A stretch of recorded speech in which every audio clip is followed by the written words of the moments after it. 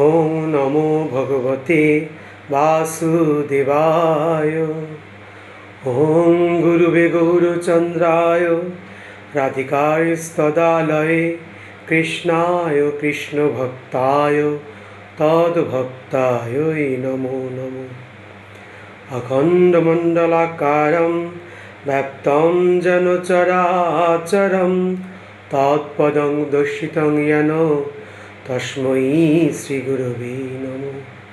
হে কৃষ্ণ করুণা সিন্ধু দীনবন্ধু জগৎপতে গোপেশ গোপিকা কান্ত রাধাকান্ত নমোস্তুতে।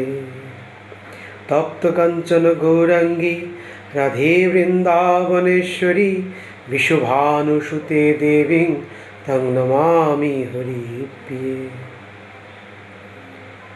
ওং বৃন্দায় তুলসীদব্বায় প্রিয়ায় কেশবস্য চ বিষ্ণুভক্তিপদে দেবী সত্যবত্যই নমো নমো। হরে কৃষ্ণ, হরি বল। সকলকে কৃষ্ণপ্রীতি শুভেচ্ছা এবং তৎসঙ্গে আজ যে বিশেষ দিনে বা বিশেষ তিথিতে আপনাদের মাঝে আমি দুটি ভগবানের কথা বলবার জন্য উপস্থিত হয়েছি। আপনারা সকলে আমাকে সেই তিথিতে, অর্থাৎ আজ হচ্ছে হরিবাসর তিথি তথা পাণ্ডবা নির্জলা একাদশী। আমরা প্রত্যেকেই জানি যে এই যে একাদশীর মাহাত্ম্য, তথা যুধিষ্ঠির মহারাজ ভগবান শ্রীকৃষ্ণের কাছে প্রত্যেকটি একাদশীর মাহাত্ম্য জানতে চান।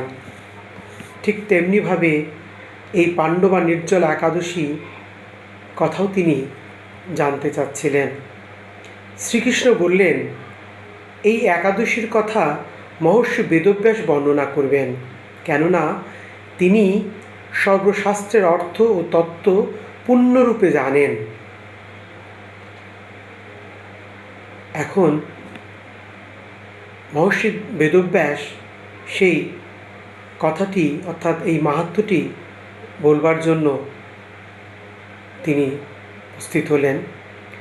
শ্রী ব্যাসদেব বললেন, হে মহারাজ, আপনি যেসব ধর্মকথা শুনেছেন, এই কলিযুগে মানুষের পক্ষে সে সমস্ত পালন করা অত্যন্ত কঠিন। যা সুখে সামান্য খরচে অল্প কষ্টে সম্পাদন করা যায়, অথচ মহাফল প্রদান করে এবং সমস্ত শাস্ত্রের সারস্বরূপ সেই ধর্ম কলিযুগে মানুষের পক্ষে করা শ্রেয়। সেই ধর্মকথা এখন আপনার কাছে বলছি। অর্থাৎ তিনি সেই ধর্মকথা তথা একাদশী এবং একাদশীর মাহাত্ম্যের কথা বলতে আরম্ভ করলেন।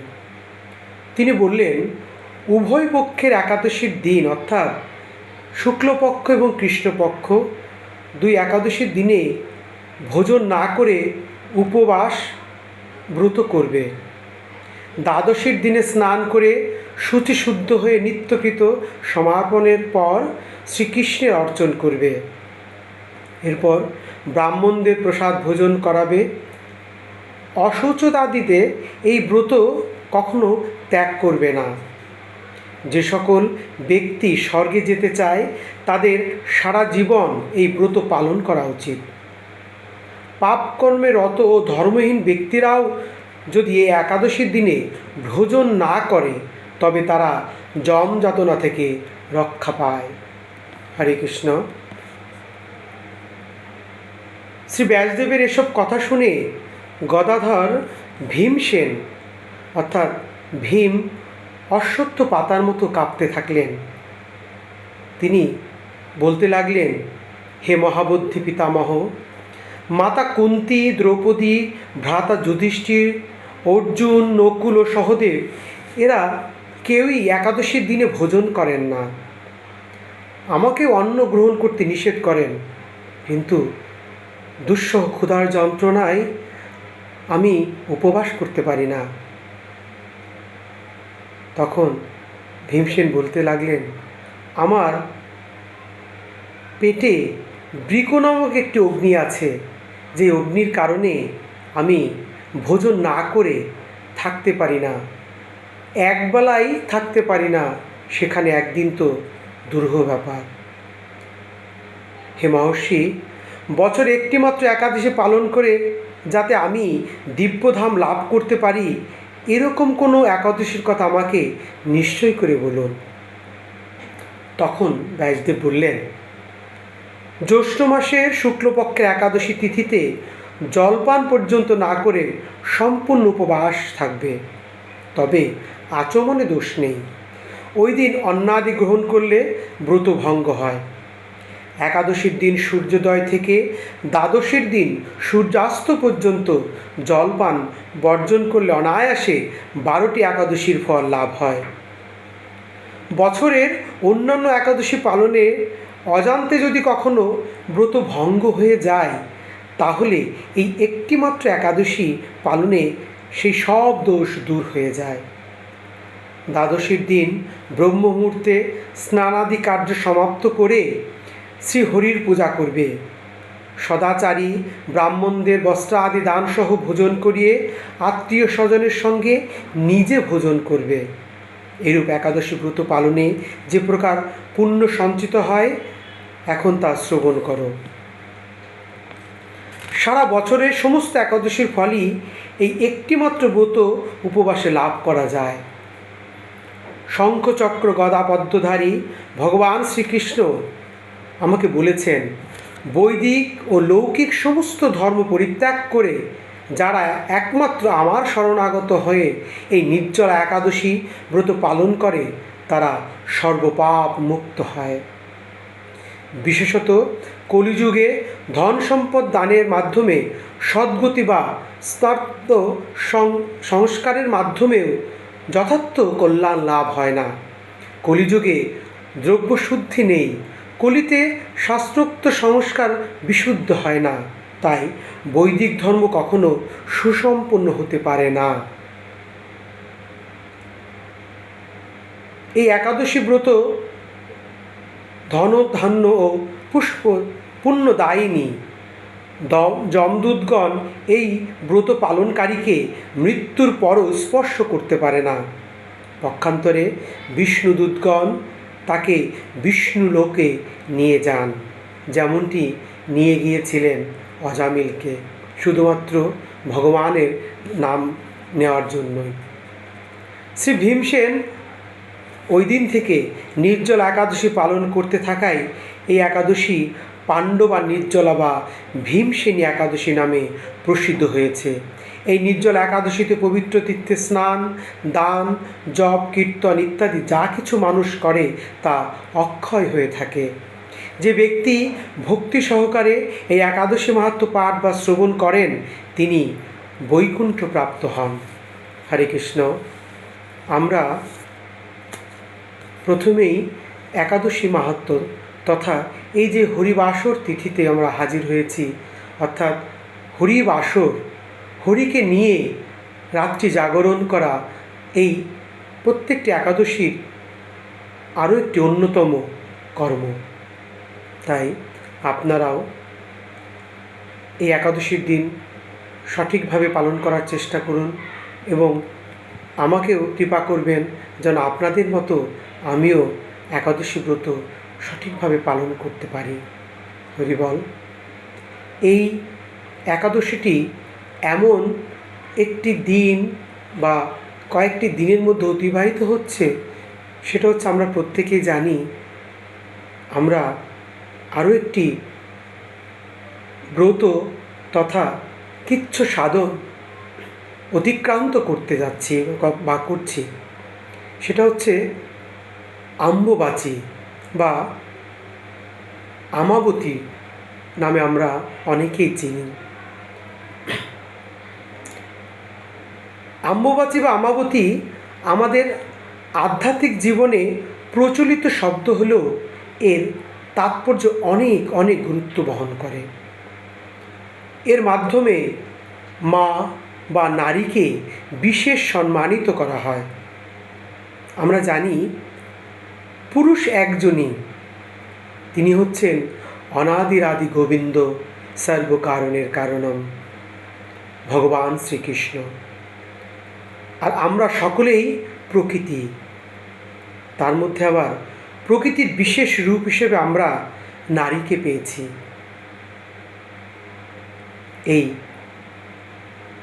অম্বুবাচী তথা আমরা যদি জাগতিক দিকে তাকাই, বৃক্ষ যেমন ফল দানেই তার সার্থকতা খুঁজে পায়, নারী যেমন তার মাতৃত্বে সার্থকতা খুঁজে পায়, ঠিক তেমনি মাতৃস্বরূপা এই ধরনী তার উর্বরা শক্তির মাধ্যমে আমাদেরকে খাদ্যের মাধ্যমে জীবন দান করে তিনি তার প্রকৃত সার্থকতা খুঁজে পান।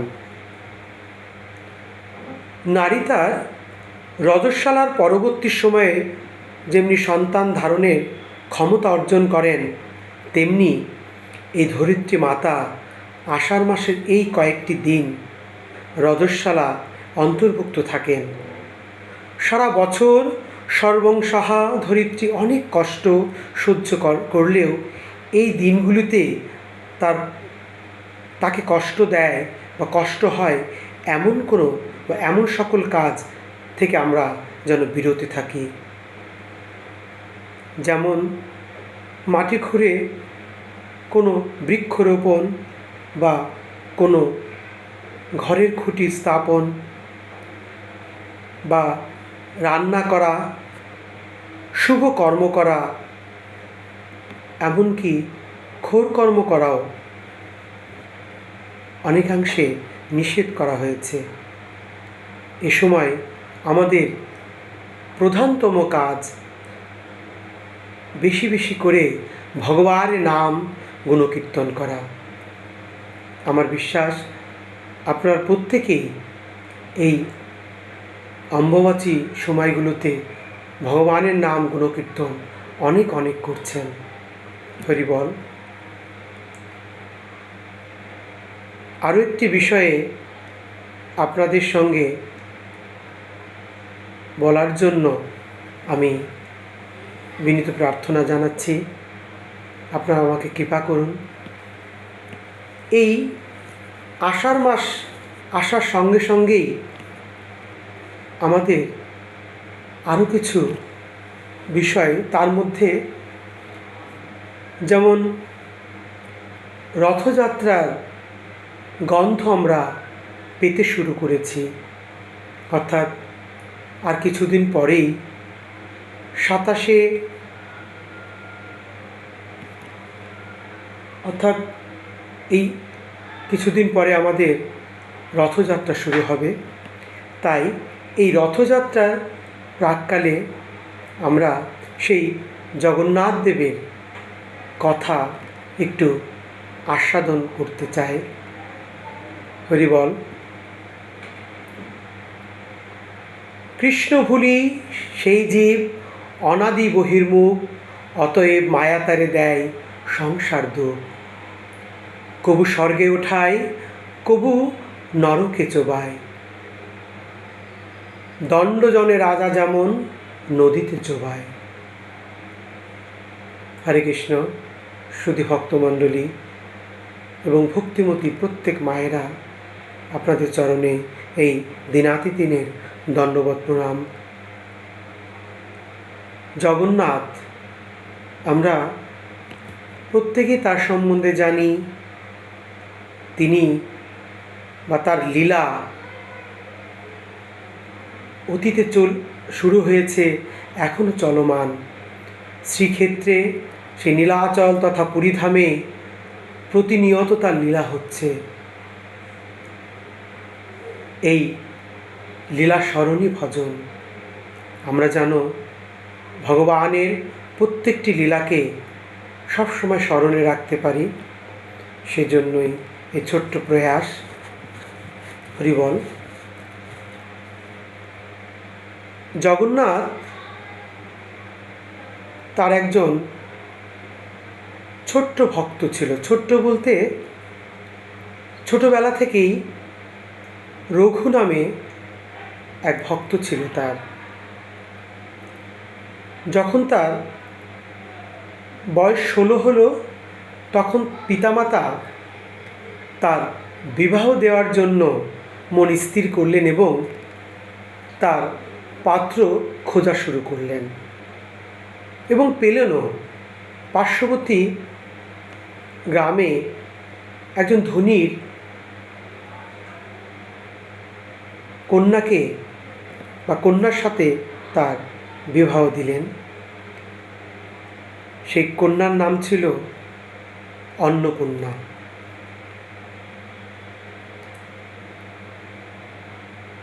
এই রঘুনাথের বা রঘুর একটি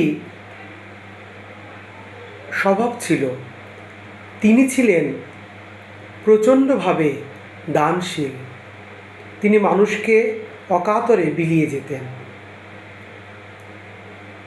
বিবাহ পরবর্তী সময়েও সেই বিলিয়ে যাওয়া বা দানকে তিনি অব্যাহত রেখেছিলেন। এভাবে কিছুদিনের মধ্যে রঘুর সমস্ত ধন সম্পত্তি হারিয়ে ফেললেন, অর্থাৎ দান করে দিলেন। এই কষ্টে তার পিতা কৃষ্ণ মহাপাত্র এবং মাতা কমলা দেবী, যিনি আগুনে আত্মাহুতির মাধ্যমে তার জীবনকে বিসর্জন করেছিলেন। তার শ্বশুর ছিলেন গঙ্গাধর। এখন এহেন অবস্থায় যখন দেখলেন যে জামাই রঘুর ভিখারি সম অবস্থা, তখন তিনি তার কন্যাকে অর্থাৎ অন্নপূর্ণাকে তিনি তার আলয়ে নিয়ে গেলেন এবং সেখানেই রেখে দিলেন। রঘু তখন ভগবান জগন্নাথের কাছে শুধু একটি প্রার্থনা করছিলেন, হে জগন্নাথ, আমার পিতা ছিল, মাতা ছিল, সকলেই তো চলে গেল, স্ত্রীকেও নিয়ে গেল, এখন তো আমি অরক্ষিত। আমাকে হে জগন্নাথ তুমি রক্ষা করো। তখন রঘু মন স্থির করলেন যে তিনি জগন্নাথ ক্ষেত্রে গিয়ে জগন্নাথের সেবা করবেন, সেখানে মাধুকরী করেই তিনি তার জীবন অতিবাহিত করবেন। এবং রঘু সেই অনুযায়ী তিনি নীলাচলে গেলেন এবং সিংহদ্বারে বিভিন্ন জায়গায় ভিক্ষার ঝুলি পেতে তিনি তাহা দ্বারা আহার এবং তার থাকার ব্যবস্থা করতেন। এই পরিস্থিতিটি লোকমারফত তার শ্বশুর জানতে পারে যে রঘু পাগল প্রায় অবস্থা। তখন তিনি সেই কঠিন সিদ্ধান্তটি নিলেন যে আমার কন্যাকে আমি অন্য আরেকজনের সঙ্গে বিবাহ দেব, এবং সেটা ঠিকও করলেন অন্য আরেকটি গ্রামে ধনাঢ্য ব্যক্তির সন্তানের সঙ্গে।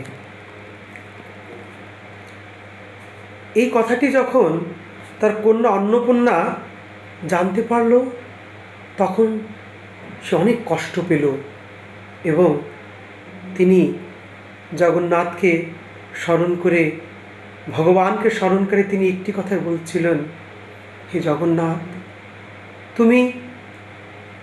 তুমি সেই গজরাজ হস্তিকে রক্ষা করেছিলে, তুমি দ্রৌপদীকে রক্ষা করেছিলে, আজ আমার তো তাদের সম বিপদ, আমাকেও তুমি রক্ষা করো। তখন জগন্নাথের ইশারায় তিনি স্থির করলেন যে তার স্বামীর উদ্দেশ্যে তিনি একটি পত্র লিখবেন এবং পত্র লিখলেন। কিন্তু পত্রটি কার মাধ্যমে তার কাছে প্রেরণ করবেন তিনি বুঝে উঠতে পারছিলেন না। ঠিক সেই মুহূর্তেই এক মহাত্মা সঙ্গে তার দেখা হলো, যে সেই শ্রীক্ষেত্রে যাচ্ছিলেন। সে মহাত্মাকে তিনি অনেক প্রার্থনার মাধ্যমে তার চিঠিটি তার হস্তগত করলেন, এবং মহাত্মাও সেটা সাদরে গ্রহণ করে সেই জগন্নাথপুরীর দিকে রওনা হলেন। মহাত্মা তার সমস্ত কর্ম সমাপন করে তখন তার মনে পড়ল, আমাকে তো একজন মা একটি চিঠি দিতে বলেছেন, সেই রঘুকে আমি কোথায় খুঁজে পাই? একদিন দুদিন খুঁজতে খুঁজতে সেই রঘুকে তিনি সেই সিংহদ্বারেই খুঁজে পেলেন এবং তার চিঠিটি তার হাতে প্রেরণ করলেন। রঘু সেই চিঠিটি আপাদমস্তক দেখে পাঠ করে তিনি অস্থির হয়ে গেলেন। হায় ভগবান, আমি এখন কি করব? সে পত্রে লিখেছিল, হে স্বামী, আমি তো তোমাকেই একমাত্র আমার স্বামী বলে জানি, কিন্তু পিতা যে আমাকে অন্য একজনের সঙ্গে বিবাহ দেবে বলে মন স্থির করেছেন। এমতো অবস্থায় আর মাত্র 10টা দিন, এই 10 দিনের মধ্যে তুমি যদি আমার নিকট আসতে পারো, তা না হলে আমি গঙ্গায় ডুবে মরব। এই কথা শুনে কোনো স্বামী তার মনকে স্থির রাখতে পারেন? তখন তিনি শুধু জগন্নাথের কাছে প্রার্থনা করছিলেন, হে জগন্নাথ, এই অল্প কদিনে আমি আমার শ্বশুরালয়ে কিভাবে যাব? সেটা তো অনেক অনেক দূরে। সেটা হচ্ছে কলাবতীপুর। তখন একথা ভাবতে ভাবতে কান্নায় তিনি মূর্ছা গেলেন। জগন্নাথ তার সন্তান, তার পুত্র, তার ভক্তকে এহেন কাতর অবস্থা দেখে কখনো কি স্থির থাকতে পারেন? তিনি তার দূত তথা বেতাল, একজন প্রেতাত্মা পাঠিয়ে তাকে একটি জাদুর বিছানায় মাধ্যমে তার শ্বশুরালয় অর্থাৎ কলাবতীপুরে পৌঁছে দিলেন এবং সেই গঙ্গাধরের বাড়ির উঠোনে দৌড়ে প্রধান ফটকের সামনে তাকে রাখলেন। নিদ্রা ভঙ্গ হলে রঘু দেখল, এখানে তো আমার থাকার কথা নয়, আমি এখানে কেন? আমি তো সিংহদ্বারে ছিলাম। তখন তার পাশ দিয়ে কিছু লোক যাচ্ছিল। সে লোকদের জিজ্ঞাসা করল, হ্যাঁ ভাই, এই গ্রামের নাম কি? তখন সেই লোকদের মাঝ থেকে একজন বলে উঠল, এটা কলাবতীপুর, আর তুমি যে গৃহের সামনে আছো সেটা গঙ্গাধরের গৃহ।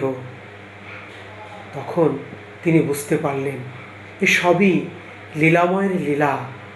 তিনি সেই দ্বারেই বসেছিলেন। দ্বার উন্মোচন যখন হলো, তখন দেখলেন তার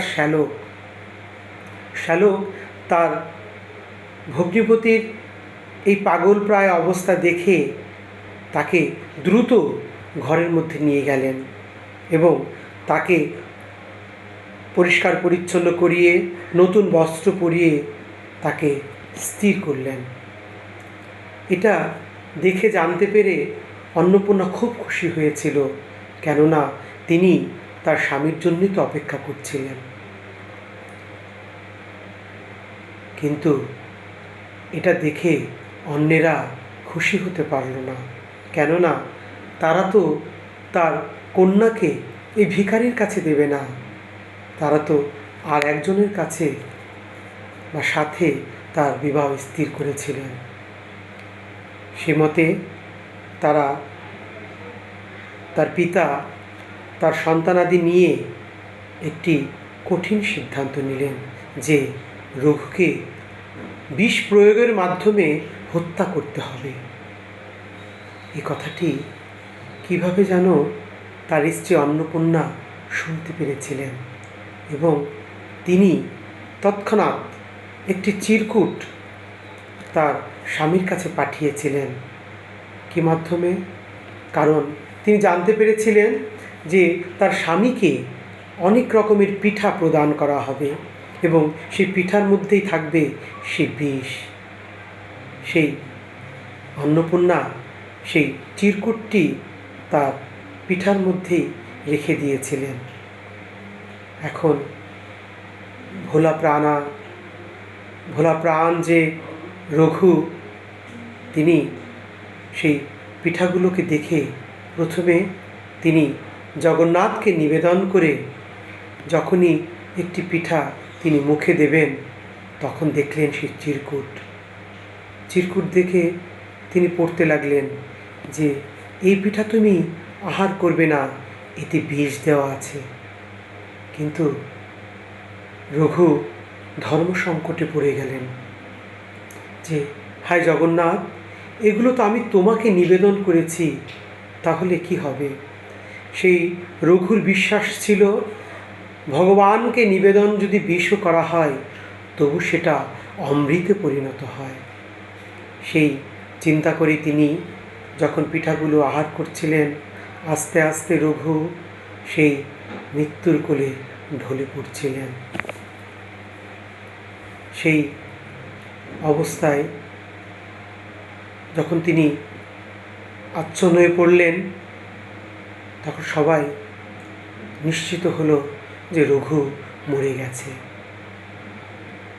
রঘু মরেই গিয়েছিল এবং তাকে একটি অন্ধকার ঘরে তাকে বদ্ধ করে রাখা হয়েছিল এবং তার পিতা অর্থাৎ অন্নপূর্ণার পিতা তার সন্তানদেরকে বলেছিল অন্ধকার হলে অন্য কোনো গ্রামে গিয়ে তাকে দাহ করে ফেলবে।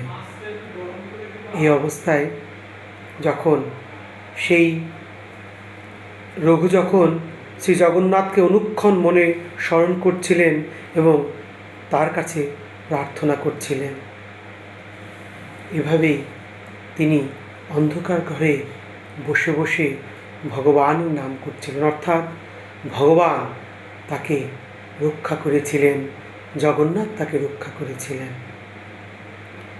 যখন তার আত্মীয় স্বজন তাকে নেওয়ার জন্য দ্বার উন্মোচন করলেন, দেখলেন রঘু বসে ভগবানের নাম জপ করছেন। তারা এই অবস্থা দেখে অনেকটা ভীত হয়ে গেলেন এবং রঘু তার স্ত্রীকে বললেন যে হে অন্নপূর্ণা, আমি তোমার স্বামী, তুমি কি আমার সঙ্গে যেতে পারবে? আর যদি তুমি যেতে না চাও তাহলে তুমি তোমার এই বাপের আলোয় থাকো, আমি জগন্নাথ ক্ষেত্রে চলে যাই।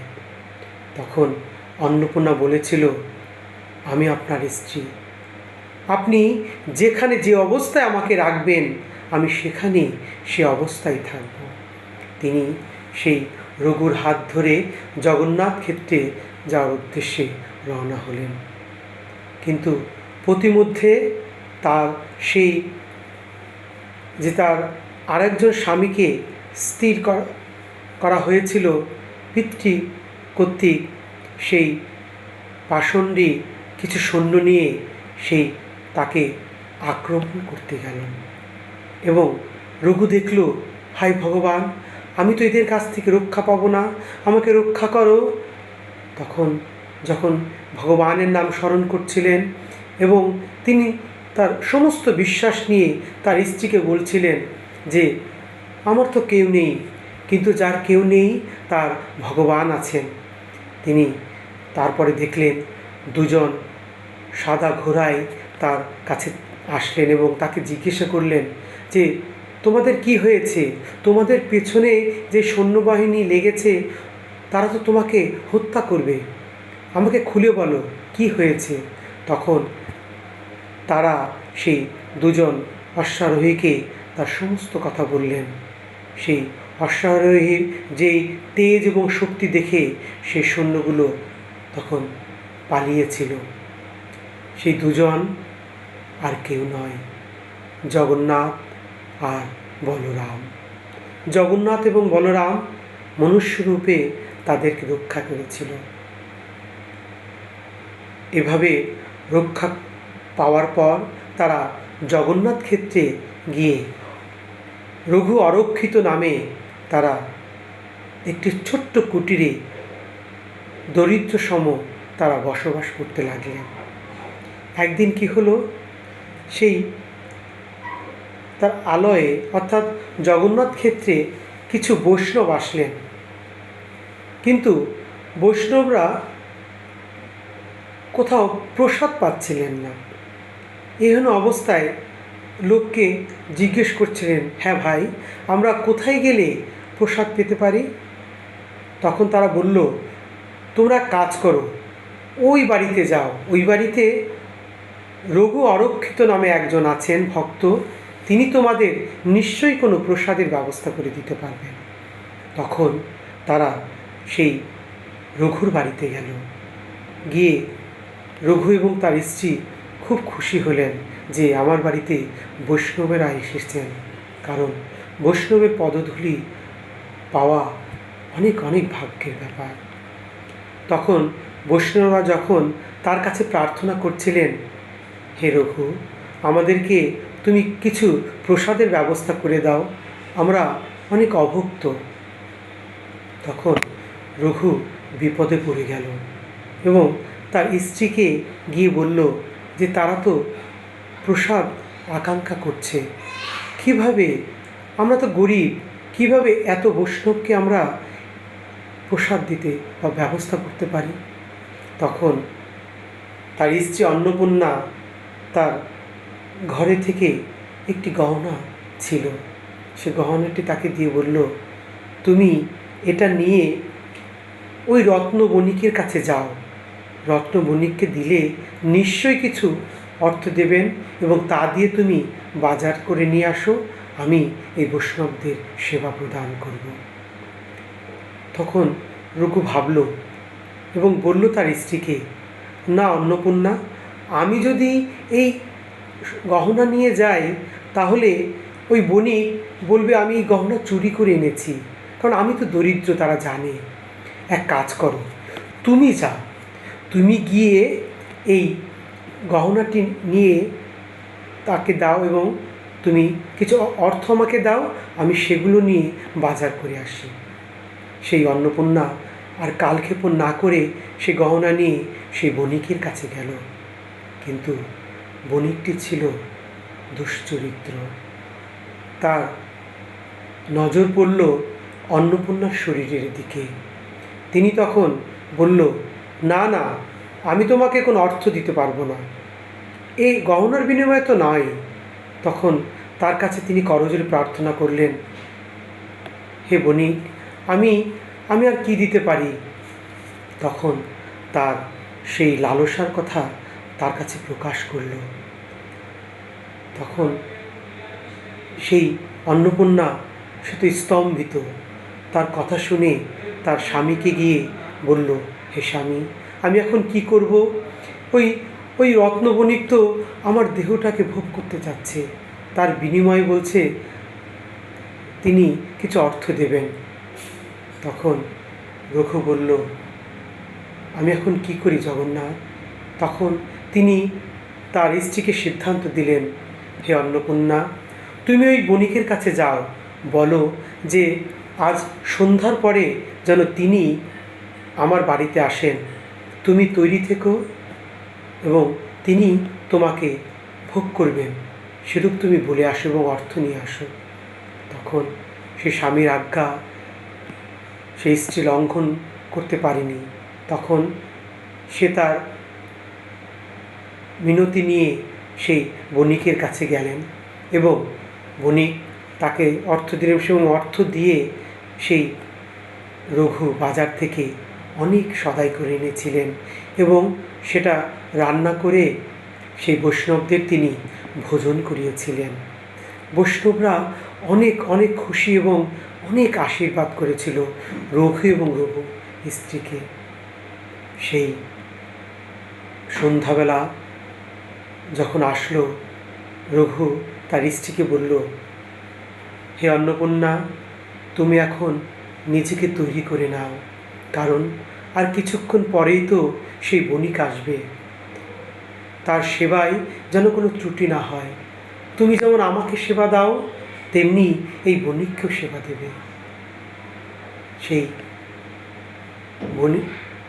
বণিক আসার সময় হয়ে গেল।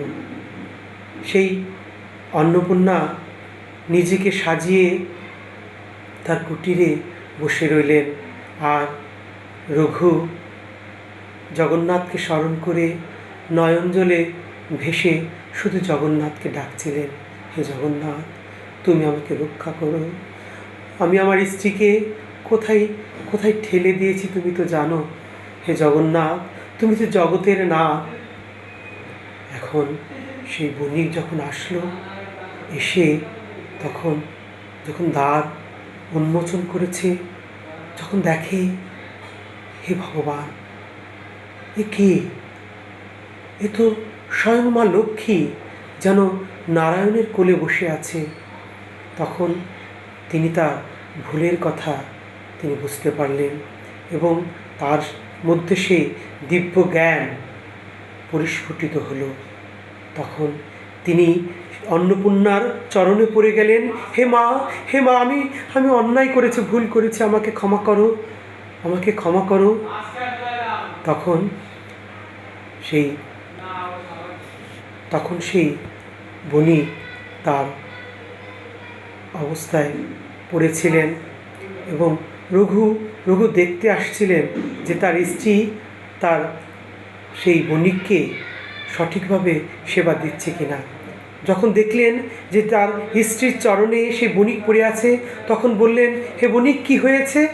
বলল, আমাকে ক্ষমা করো। তখন তিনি সেই রঘুর চরণেও পড়ে গেলেন। এভাবে সেই বণিক তার সমস্ত সম্পদ সেই জগন্নাথের উদ্দেশ্যে দান করেছিলেন, এবং রঘু অন্নপূর্ণার জন্য একটি সুন্দর মন্দির করেছিলেন। তারা সেখানে আশ্রম গড়ে অনেক অনেক ভগবানের ভজন করে দিনাতিপাত করতেন। এভাবেই জগন্নাথ প্রত্যেককে তিনি স্মরণ দেন এবং সকলের জন্য তিনি আশীর্বাদ বয়ে আনেন। এই রথযাত্রাতে, এই আষাঢ় মাসে, এই লগ্নে, এই একাদশীতে, এই অম্বুবাচী ক্ষণে আপনাদের সকলকে যেন ভগবান সেই আশীর্বাদ প্রদান করেন, এটা বলে জয় জয় নিতাই গোস্বামী তারা আনন্দে হরি হরি বল, হরি বল, হরে কৃষ্ণ।